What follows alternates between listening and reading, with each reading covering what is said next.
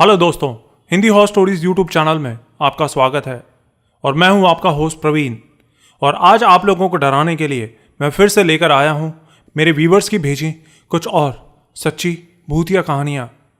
दोस्तों, भूतों की कुछ कहानियां तो ऐसी होती हैं जिन पे यकीन करना बहुत मुश्किल होता है, लेकिन एक बार आपका सामना खुद किसी भूत से हो जाए तो सबको यकीन हो जाता है।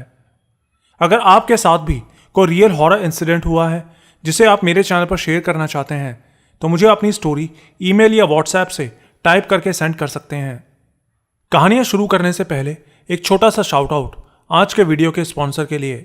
आजकल के अनस्टेबल टाइम में पैसिव इनकम का बहुत चलन है और इसके लिए मैं 1x Bet का यूज करता हूं और इसने मेरी सच में बहुत मदद की है।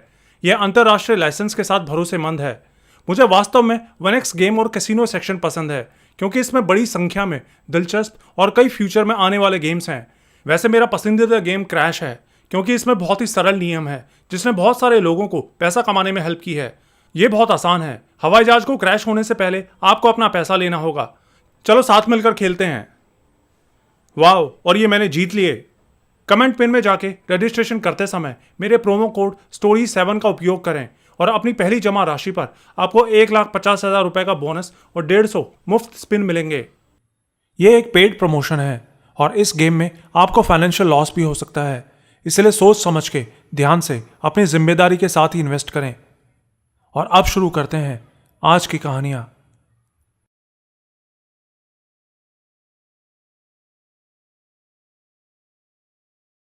मैं आपको अपना नाम नहीं बताना चाहती, लेकिन मैं राजस्थान की रहने वाली हूं। आज मैं आपको मेरे परिवार के साथ घटी एक सच्ची कहानी के बारे में बताने वाली हूं। यह बात तब की है जब मैं 12 साल की थी। उन दिनों हम लोग किराए पर रहने के लिए एक घर ढूंढ रहे थे। हमने बहुत सारे घर देखे, लेकिन कोई घर बहुत बड़ा मिलता तो कोई बहुत छोटा। हमें हमारी ज़रूरत के हिसाब से घर मिल ही नहीं रहा था। हमारे परिवार में हम टोटल 8 लोग थे, लेकिन फिर कुछ टाइम ढूंढते रहने के बाद हमें एक घर मिल गया। जिस मोहल्ले में वो घर था, वो मोहल्ला ऐसा था कि वहाँ आसपास के ज़्यादातर घर खाली ही थे। वो घर हमारी ज़रूरत के हिसाब से बहुत बड़ा था, लेकिन फिर भी हमने उसको किराए पे ले लिया। उसमें 2 बड़े बड़े कमरे थे और 2 बहुत बड़े हॉल थे। जो बाहर वाला हॉल था उसमें एक बड़े कमरे जितना टॉयलेट और बाथरूम था। घर के दूसरे हिस्से में भी एक बड़ा कमरा और एक छोटा कमरा था। साथ में एक रसोई भी थी और रसोई के बाहर की तरफ एक बहुत पुराना सा स्टोर रूम बना था। मैं तो उस घर में जाने के बाद बहुत खुश थी क्योंकि अब मुझे भी अलग से अपना कमरा मिलने वाला था। वो घर दिखने में भी बहुत खूबसूरत था, लेकिन उस घर में सामान शिफ्ट करने के साथ ही हमारे साथ वहाँ अजीब अजीब चीज़ें होने लगीं। पहले ही दिन जब हमने वहाँ अपना सारा सामान शिफ्ट कर लिया था तो शाम के टाइम मैं घर पे अकेली थी। बाकी सब लोग हमारे पुराने वाले मकान से बचा हुआ सामान और बचे हुए किराए के बारे में बात करने के लिए वहाँ पर गए हुए थे। मुझे घर पर ही सामान का ध्यान रखने के लिए छोड़ दिया गया था क्योंकि अभी तक हमने सामान सेट नहीं किया था और हमारा आधे से ज़्यादा सामान अभी भी बॉक्सेस के अंदर ही रखा था। लेकिन पापा ने मेरे लिए सबसे पहले टीवी फिक्स कर दिया था क्योंकि मुझे टीवी देखना बहुत पसंद था। अब मैं अकेली टीवी देख ही रही थी कि तभी टीवी देखते देखते अचानक से मुझे अंदर से बहुत तेज तेज पायल की आवाज़ आने लगी। पहले तो मैंने ध्यान नहीं दिया, लेकिन फिर मैंने गौर से सुना तो वो आवाज़ हमारे अंदर वाले हॉल से ही आ रही थी जहाँ किचन भी था। लेकिन मैं डरी नहीं। मुझे लगा शायद भाभी आ गई होंगी और किचन में काम कर रही होंगी। लेकिन फिर जब मैंने वहाँ जाके चेक किया तो वहाँ कोई नहीं था। ये देखकर मुझे बहुत अजीब लगा क्योंकि उस वक्त मैं पूरे घर में बिल्कुल अकेली थी और मैं पायल नहीं पहनती थी। और तभी अचानक से किचन में रखे 3-4 डिब्बे एक साथ नीचे गिर गए और डिब्बे गिरते ही मेरी भाभी भी वहाँ आ गई। भाभी ने मुझे डांट लगाई, बोली कि तुझसे किसने कहा था सामान सेट करने के लिए? हम अपने आप कर लेते। सारा सामान गिरा दिया। मैंने भाभी से कहा कि मैंने नहीं गिराया। तो भाभी बोली, तेरे सिवा यहां और है ही कौन? किसी ने मेरी बात पर विश्वास नहीं किया। लेकिन अगले ही कुछ दिनों में मेरे पापा को मेरी बात पे यकीन हो गया था, क्योंकि पापा ने बताया था कि जब हम सामान शिफ्ट कर रहे थे तो आधा सामान शिफ्ट होने के बाद जब पापा को एक रात यहां अकेले रुकना पड़ा तो पापा को रात में बाहर हॉल वाले बाथरूम के बाहर एक औरत खड़ी दिखाई दी थी। वो पापा की तरफ पीठ करके खड़ी थी। लेकिन मेरे पापा को झाड़ फूंक करना आता था, इसलिए पापा ने कुछ मंत्र पढ़े ही थे कि वो औरत वहां से गायब हो गई। लेकिन हम लोग इन सब चीजों को इग्नोर करते हुए उस घर में रहने लगे थे। कुछ हफ्तों बाद मेरे छोटे वाले भतीजे की बर्थडे पार्टी थी, जो कि हमने बहुत अच्छे से उस घर में मनाई थी। लेकिन मेरे भैया के जो बॉस थे वो भी उस पार्टी में आए हुए थे।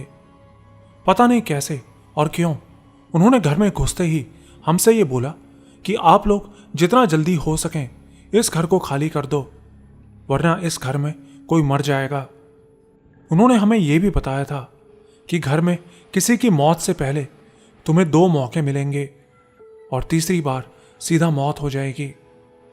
इस घर में तुम्हें 2 मौके मिलेंगे, लेकिन तीसरी बार तुम किसी अपने को खो दोगे। उस रात उन सब लोगों ने ड्रिंक भी करी हुई थी, इसलिए हमने उनकी बात पर ज्यादा ध्यान नहीं दिया। हमें लगा शायद नशे में ऐसी बातें बोल रहे हैं। लेकिन बर्थडे के कुछ समय बाद एक दिन मेरी बीच वाली भतीजी, जो तब बस 4 साल की थी, वो अचानक से छत से नीचे गिर गई। लेकिन हैरानी की बात थी कि इतनी ऊपर से गिरने पर भी उसे कुछ नहीं हुआ। वो रोई तक नहीं, बस एक हाथ में थोड़ी सी खरोंच आ गई थी। फिर इसके कुछ दिन बाद मेरा वही भतीजा, जिसका उस दिन बर्थडे था, वो भी छत से नीचे गिर गया। लेकिन छत से गिर के उसका एक हाथ टूट गया था। उसे 2 महीने तक प्लास्टर चढ़ा रहा था। अब इस बात को बीते 1-1.5 महीना ही हुआ होगा कि एक दिन मम्मी को फोन आया कि मेरी बड़ी दीदी के लड़के का मुंडन है। तो मम्मी मेरी सबसे बड़ी भतीजी, जो 6 साल की थी, उसको लेकर मेरी दीदी के यहाँ चली गई। मुझे याद है मैं तब बहुत रो रही थी। मैंने मम्मी से कहा था कि मुझे भी अपने साथ लेकर चलो, लेकिन मम्मी ने कहा कि नहीं, तेरे पेपर चल रहे हैं, तू घर पे ही रह। वो संडे का दिन था। जब शाम को मम्मी चली गई तो पापा ने मुझे चुप करवाया और फिर रात में खाना खा के हम सब सोने के लिए चले गए। उस वक्त घर में मैं, मेरे पापा, भाभी और उनके दोनों बच्चे थे। पेपरों की वजह से मैं रात में बैठी पढ़ाई कर रही थी। फिर रात 11 बजे जब मैं पानी पीने के लिए रसोई में गई तो मैंने देखा कि मेरी भाभी बाल खोलकर बालकनी में कूलर के पास बैठी थी। ये देख के मैं थोड़ा डर भी गई। मैंने उनको आवाज़ दी, लेकिन भाभी कुछ नहीं बोल रही थी। तो मैं चुपचाप अपने कमरे में वापस जाकर पढ़ाई करने लगी। फिर रात करीब 11:30 बजे भैया घर आ गए और बोले कि अब तू सो जा, बहुत पढ़ाई हो गई। मैंने कहा ठीक है। फिर भैया अंदर गए तो देखा कि भाभी अभी भी कूलर के पास ही बैठी थी। उन्होंने भी भाभी से पूछा कि क्या हुआ तुझे, ऐसे क्यों बैठी है? लेकिन वो कुछ नहीं बोली, बस चुपचाप उठी और अपने बाल बांधे और अंदर जाकर बैठ गई।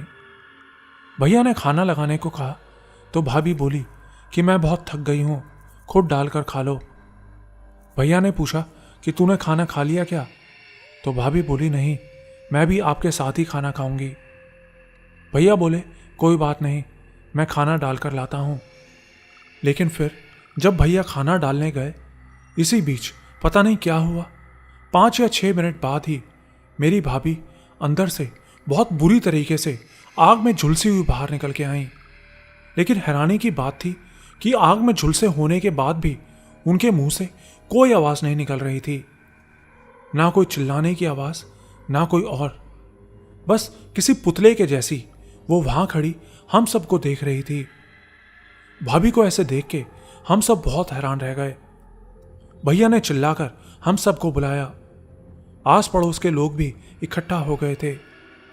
किसी तरह भाभी को जल्दी से हॉस्पिटल ले जाया गया, लेकिन उनकी हालत देखकर हॉस्पिटल वालों ने भी उन्हें आगे रेफर कर दिया। लेकिन फिर रास्ते में ही उन्होंने दम तोड़ दिया। अब हमें बहुत पछतावा हो रहा था कि अगर हम उस दिन भैया के बॉस की बात को अगर सीरियसली ले लेते तो शायद आज हम मेरी भाभी को नहीं खोते। इसके बाद हमने जैसे तैसे करके उस घर में 12 दिन और निकाले, लेकिन वो 12 दिन हमारे लिए बहुत मुश्किल भरे थे और ठीक 12 दिन बाद हमने वो घर खाली कर दिया। बाद में फिर हमने जब किसी से पूछताछ की तो पता चला कि इस घर में मकान मालिक की 3 बीवियों की मौत हुई थी। सबसे पहले वाली किसी बीमारी की वजह से मरी थी, जबकि दूसरी वाली कम उम्र में बच्चा पैदा करते हुए मारी गई थी। उस घर में मकान मालिक के पिता भी गुजरे थे, जो कि एक्सीडेंट में मारे गए थे। लोग कहते हैं कि उसकी जो पहले वाली बीवी थी वो टोने टोटके वगैरह किया करती थी। बाद में मकान मालिक ने उस घर को पेंट वगैरह करवा के बिल्कुल अच्छा करवा दिया था, लेकिन आज भी वहां कोई परिवार नहीं रह सकता और ना ही लड़कियां रह सकती हैं, सिर्फ लड़के ही रह पाते हैं। कुछ लोग बताते थे कि उस आदमी की जो पहली पत्नी थी वो अपने पति से बहुत प्यार करती थी और उसके पास किसी दूसरी औरत को वो देख भी नहीं सकती थी। इसी वजह से वो घर एक तरह से औरतों के लिए श्रापित था।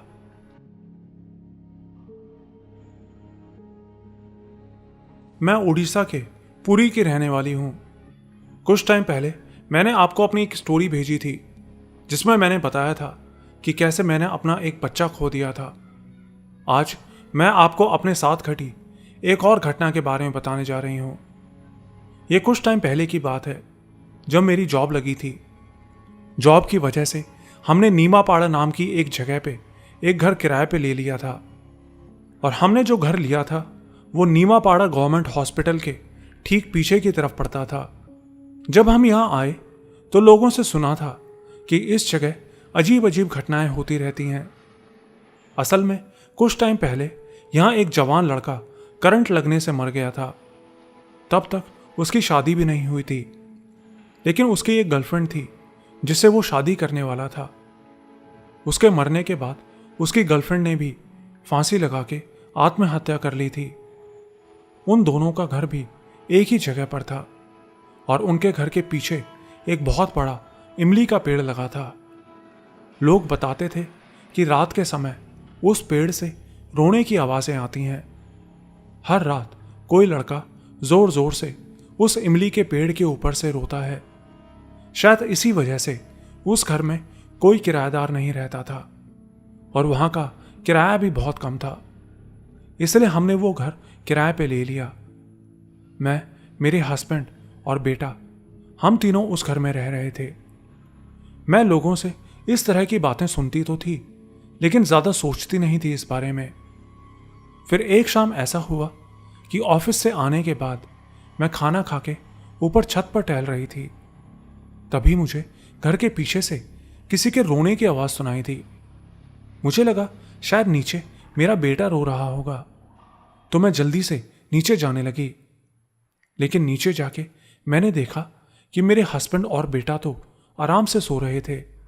मुझे ये बात थोड़ी अजीब तो लगी, लेकिन मैं ज्यादा कुछ ना सोचते हुए चुपचाप सो गई। अगले कुछ दिनों तक ऐसा ही चलता रहा। रात में बाहर से कभी किसी के रोने की आवाज आती तो कभी कुत्तों के भौंकने की आवाजें आती। मैंने आसपास के लोगों से इस बारे में बात की तो लोगों ने बताया कि उस लड़के और लड़की की आत्मा को यहां बांध के रखा गया है।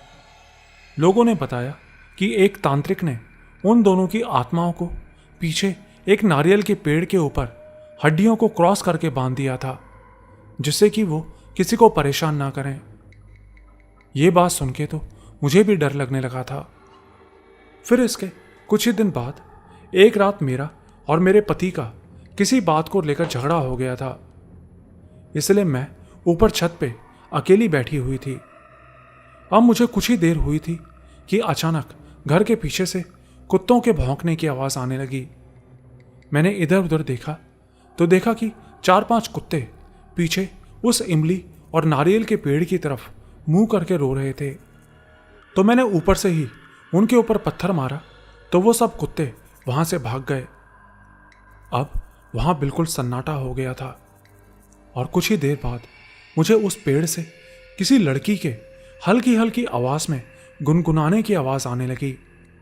और तभी ऐसी आवाज आई जैसे कोई उस पेड़ के ऊपर से नीचे कूदा हो। मैंने झट से उठ के उस पेड़ की तरफ देखा तो ऐसा दिखाई दिया जैसे 2 लोग उस पेड़ के ऊपर बैठे हों। ये देखते ही मैं बुरी तरह डर गई। मुझे यकीन था ये पक्का उसी लड़की और लड़के की आत्माएं हैं जिनके बारे में आसपास के लोग बताते थे। मैं उसी वक्त भाग के नीचे आ गई और रोने लगी। मैंने घर के मालिक को कॉल की और उसको सारी बात बताई तो वो भी जल्दी से वहां आ गया। असल में वो दोनों पेड़ पीछे जिस जमीन पे थे वो एक तांत्रिक की जमीन थी जिसने उन दोनों आत्माओं को अपने फायदे के लिए वहां कैद करके रखा था। घर के मालिक ने उस तांत्रिक से ये सब बंद कर देने को कहा। उससे बहुत झगड़ा भी किया लेकिन वो नहीं माना। तो आखिर में मालिक ने एक दूसरे तांत्रिक से पूरे घर को अभिमंत्रित कीलों से बंधवा दिया। लेकिन रात में वो रोने की आवाजें आज भी उस घर के पीछे से आती हैं।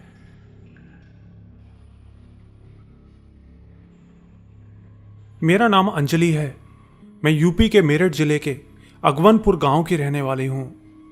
आज मैं आपको अपने साथ घटी एक सच्ची घटना के बारे में बताने जा रही हूं। हो सकता है आपको यह घटना इतनी डरावनी ना लगे, लेकिन मैं जब भी इस बारे में याद करती हूं तो बहुत डर जाती हूं। मैं तब 12 साल की थी।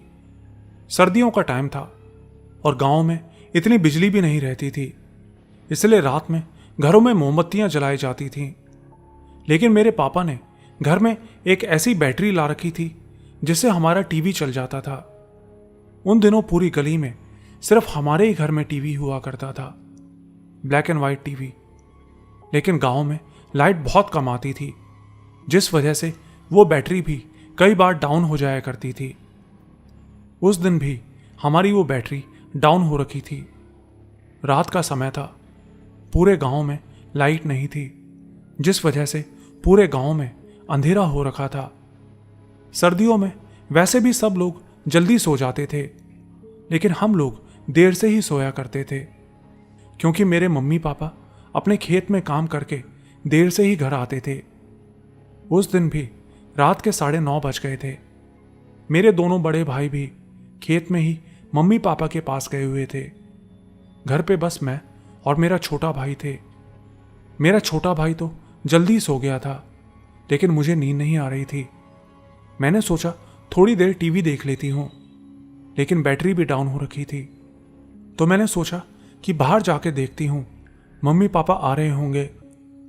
मैंने दरवाज़ा खोला और बाहर की तरफ देखने लगी, लेकिन तभी मैंने देखा कि एक काली सी परछाई ठीक हमारे दरवाजे के सामने खड़ी थी और वो परछाई मुझे साफ साफ दिखाई दे रही थी, लेकिन मुझे उसका चेहरा ठीक से दिखाई नहीं पड़ रहा था। लेकिन ये पता लग रहा था कि वो मुझे ही देख रही है। और एक बात और थी कि वो परछाई अपने एक पैर पर खड़ी थी और उसने अपने हाथों को आगे की तरफ बांधा हुआ था। वो बस एक काली परछाई थी जो सिर्फ मेरी तरफ देखे जा रही थी। उस परछाई को देख के मैं इतना डर गई कि डर के मारे मेरे पैर वहीं जम गए, मानो किसी ने मेरे पैरों को जकड़ लिया हो। किसी तरह मैंने उससे अपना ध्यान हटाया और जल्दी से अंदर टॉर्च लेने के लिए गई। लेकिन फिर जब मैं टॉर्च लेकर बाहर आई तो वो परछाई वहां से गायब हो चुकी थी। उस परछाई को मैंने साफ साफ देखा था। वो हमारे घर के ठीक सामने तो खड़ी थी, लेकिन हमारे घर के अंदर नहीं आ रही थी। शायद इसीलिए क्योंकि हमारे घर पर हमारे गुरु रविदास जी का हाथ है और मैंने भी तब ठीक 2 महीने पहले ही गुरु मंत्र लिया था। शायद इसीलिए उसने मुझे कोई नुकसान नहीं पहुंचाया। बाद में जब मैंने अपने मम्मी पापा को ये बात बताई तो मेरे मम्मी पापा ने भी मेरी बात पे यकीन कर लिया, लेकिन वो भी नहीं जानते थे कि वो कैसी परछाई थी। ना ही उस दिन के बाद मुझे वो परछाई फिर कभी दिखाई दी।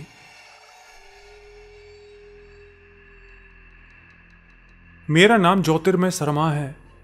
अभी कुछ दिन पहले मैंने आपको घोड़ा पाक की एक कहानी बताई थी जो हमारे यहाँ आसाम में होता है। घोड़ा पाक असल में एक छलावा होता है जो लोगों को धोखे से फंसा के ले जाता है। आज मैं आपको घोड़ा पाक की एक और कहानी सुनाने जा रहा हूँ जो मुझे मेरी दादी ने सुनाई थी। असल में ये सब मेरी दादी की एक भाभी के साथ हुआ था। ये बहुत साल पहले की बात है, जब दादी की शादी भी नहीं हुई थी, लेकिन उनके बड़े भाई की शादी हो चुकी थी। उस दिन घर के बाकी सब लोग तो कहीं काम से गए हुए थे, लेकिन भैया और भाभी घर में ही थे। तो शाम के टाइम उनके भैया बाहर से मछली लेकर आए और अपनी वाइफ को दे दी। बोला मैं थोड़ी देर में आता हूँ, तब तक तुम इनको साफ कर लेना। इतना कह के वो घर से चले गए। हमारे यहाँ गाँव में घरों के पीछे लोगों ने बहुत सारे पेड़ लगाए होते हैं जिसको हमारे यहाँ बस्ती बोलते हैं। तो उनकी वाइफ भी मछली साफ करने के लिए वहीं चली गई, लेकिन जब वो मछली धो रही थी तभी उनको पीछे से किसी ने आवाज़ दी, दीदी क्या कर रही हो? आवाज़ सुन के उन्होंने पीछे मुड़ के देखा तो देखा कि ये तो उनकी छोटी बहन है। अपनी छोटी बहन को वहाँ देख के उनको बहुत हैरानी हुई, क्योंकि उसका घर वहाँ से काफ़ी दूर जोरहाट नाम की जगह पे पड़ता था। उन्होंने अपनी बहन से पूछा कि तुम इस टाइम यहाँ कैसे आ गई हो? वो बोली बस आपसे मिलने का मन किया तो आ गई। उन्होंने भी ज़्यादा ध्यान नहीं दिया और अपनी छोटी बहन को लेकर घर के अंदर आ गई। घर आके उन्होंने मछली किचन में रख दी और बोला कि तू यहीं रुक, मैं चाय बनाती हूँ। तो उनकी बहन बोली कि चाय मैं बना देती हूँ, आप दूसरा काम कर लो। वो बोली ठीक है, और इतना कह के वो अपने दूसरे काम में लग गई। कुछ ही देर बाद उनको बाहर से आवाज़ आई, सारू मोइना। किसी ने उनको उनके घर के नाम से आवाज़ दी थी। उनके घर वाले उनको इसी नाम से बुलाते थे। दादी की भाभी ने बाहर निकल के देखा तो देखा कि बाहर उनके बड़े भाई खड़े थे। तो भाभी ने हैरानी से उनसे पूछा कि आप यहाँ क्या कर रहे हो? अभी कुछ देर पहले तो छोटी यहाँ आई थी और अब आप? तो वो बोले कि मैं तो यहाँ किसी काम से आया था, इसलिए जाते हुए यहाँ आ गया, लेकिन छोटी यहाँ कैसे आ गई? तो उन्होंने वहीं से अपनी छोटी बहन को आवाज़ लगा के बाहर आने को कहा। इस बीच उनके हस्बैंड मतलब दादी के भाई भी वहाँ आ गए थे, लेकिन उनकी बहन बाहर नहीं आई।